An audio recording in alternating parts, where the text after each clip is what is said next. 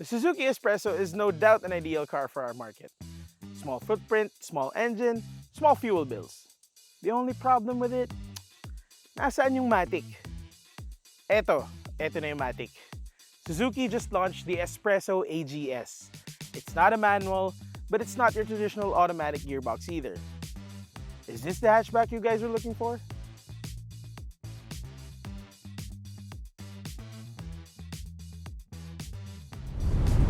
The S-Presso AGS is powered by a familiar 1-liter 3-cylinder gasoline engine that generates 66 horsepower and 89 newton meters of torque. It's the same powertrain that you can find in the original S-Presso and in the Celerio. Now, this powertrain is mated to the auto gear shift, or AGS as they call it, which is basically your traditional manual gearbox, but it has electro-hydraulic actuators that do the shifting for you. Basically, you just drive it as you would any other automatic car and you wouldn't need to do the shifting. No third pedal operations needed. Personally, I'm not a fan of it because it kind of feels a bit weird to drive. The shifting just takes some time. If you're a first-time driver, a first-time car buyer, you might not have any issues with this one, but for me, who's been driving an automatic car for quite a while now, yeah, it just feels weird. As far as performance for this setup goes, well, it's got enough power. Even when you're full to the brim with 4 passengers or even 5 and some cargo at the back, you will still have enough pulling power even for, say, steep uphill climbs, I guess. Take note though that that's about it. There's enough power, nothing more, nothing less. Ride comfort here is pretty decent, and VH levels are surprisingly a bit lower than expected. Meron pa ding konting tagtag. Pero for the most part, it's okay on, say, roughly cemented roads. Although if you hit a pothole, you will really feel that you're driving a small car.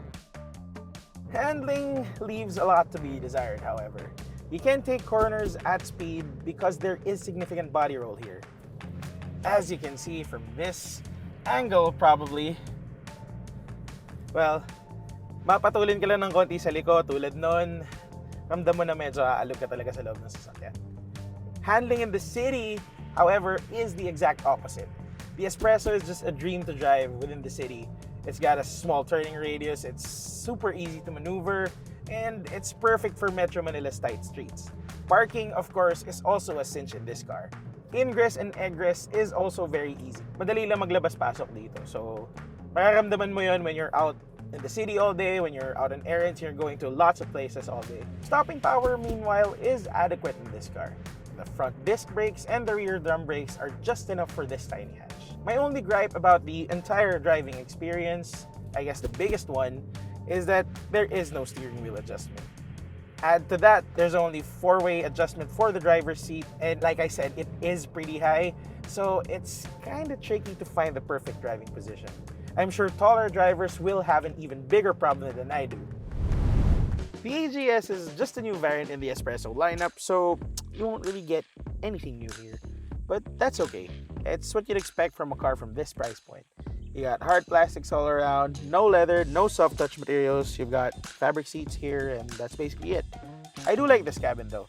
It's got a quirky layout to it to match the quirkiness on the outside. You got this large center panel thing here on the dashboard that houses the instrument cluster, the touchscreen display, and the power window controls.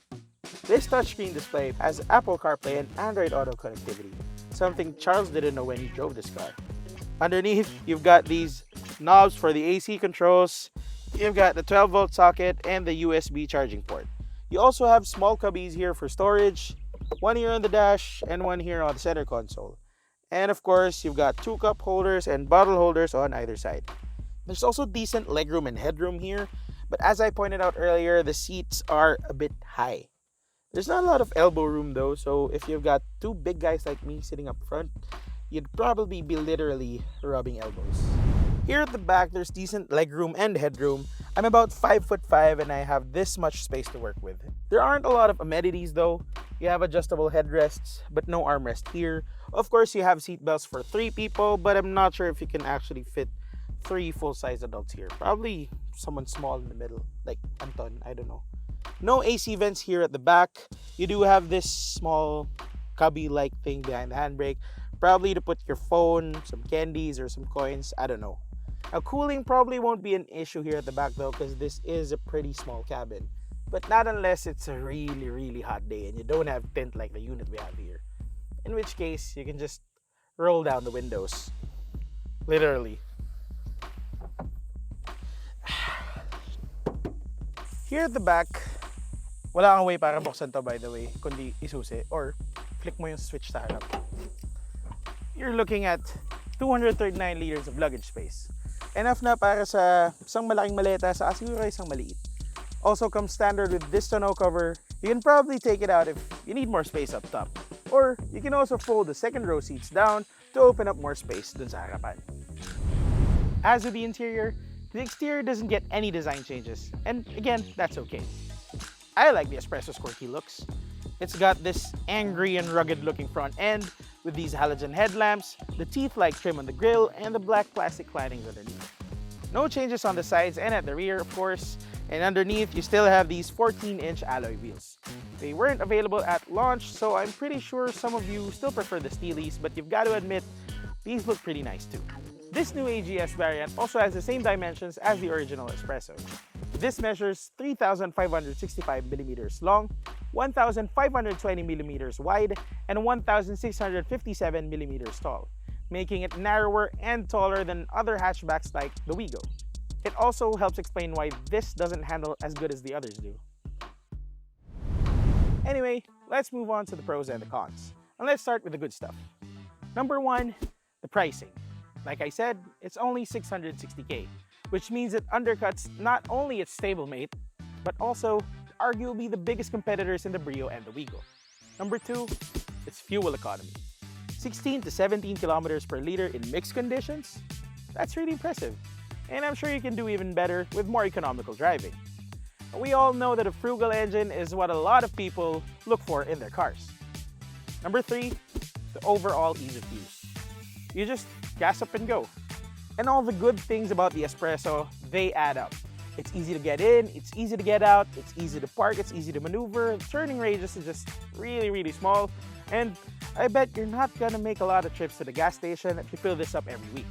So for everyday driving, say in Metro Manila for example, this one's gonna be pretty convenient to use. Of course, there are a few cons. Number one, the AGS, but that depends on the driver, I guess. If you're a newbie, if you're a first-time car buyer, this one's gonna be pretty easy to use for you. But for us who have been used to the traditional automatic gearbox, it just feels weird to use. Number two, I guess it's gotta be the handling. If you've driven other small hatchbacks like, say, the Honda Brio, that one's really pretty sporty to drive. The Wigo, not as much, but it's also enjoyable to take through the mountain roads. But this one, sure, it's fun and easy to use when you're in the city, but when you're out on the twisties, well, you gotta be a bit careful through those corners. Now, out of a perfect score of 10, I'm gonna have to give the Suzuki S-Presso AGS an 8.